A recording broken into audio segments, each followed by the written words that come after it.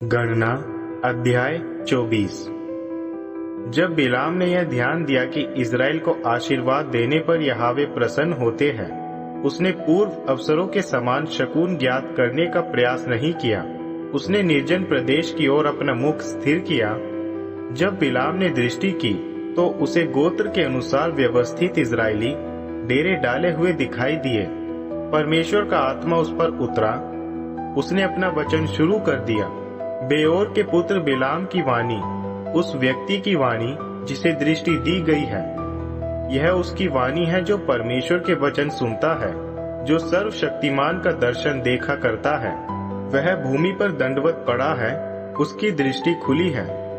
याकूब कैसे सुंदर लग रहे हैं तुम्हारे शिविर, इज़राइल तुम्हारे डेरे, जो फैली हुई घाटी के समान है, जो नदी तट के बगीचे के समान है, जो यहोवा द्वारा रोपित अगरू पौधे के समान, जो जल के निकट के देवदार वृक्ष के समान है।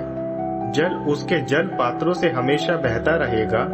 उसका बीज जल भरे खेतों के निकट होगा। उसका राजा अगाग से भी अधिक महान होगा। उसका राज्य बढ़ता जाएगा। परमेश्वर उसे मिस्र देश से निकाल लाए। उसके लिए परमेश्वर जंगली सांड के सींग के समान है। वह उन राष्ट्रों को चट कर जाएगा जो उसके विरुद्ध है। उनकी हड्डियां चूर चूर हो जाएंगी। वह अपने बाणों से उन्हें नाश कर देगा। वह शेर के समान लेटता तथा विश्राम करता है। किसमें साहस है कि इस शेर को छेड़े? सराहनीय है वे सब जो उसे आशीर्वाद देते हैं। शापित है वे सब जो उसे शाप देते हैं। बिलाम के प्रति बालाक का क्रोध भड़क उठा।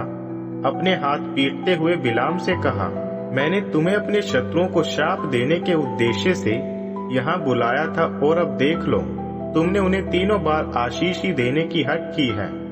इसलिए अब भाग जाओ यहाँ से अपने देश को। मैंने चाहा था तुम्हें बहुत ही सम्मानित करूंगा, किंतु देख लो, यहोवा ने यह सम्मान भी तुमसे दूर ही रखा है।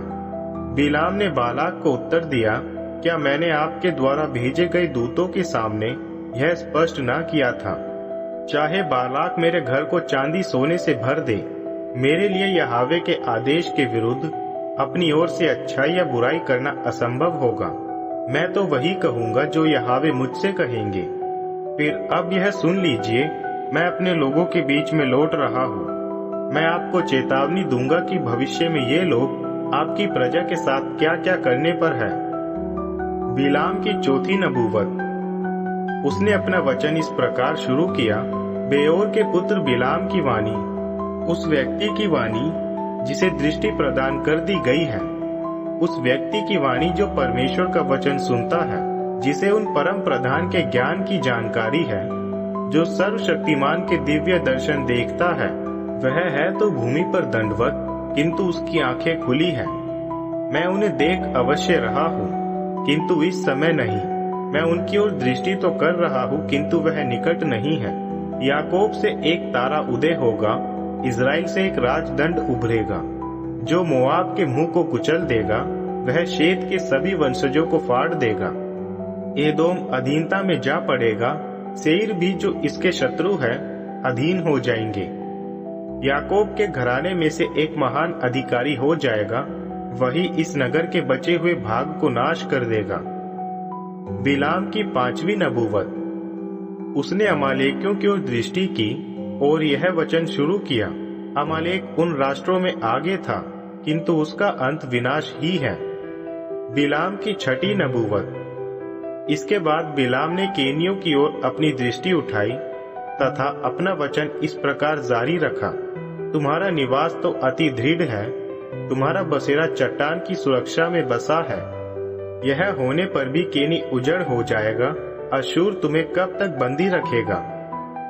बिलाम की सातवीं नबूवत। इसके बाद बिलाम ने अपने वचन में यह कहा, परमेश्वर द्वारा ठहराए गए के अलावा जीवित कौन रह सकता है? किंतु जहाज कित्तीम तट से आते रहेंगे। वे अशूर को ताड़ना देंगे, एबर को ताड़ना देंगे।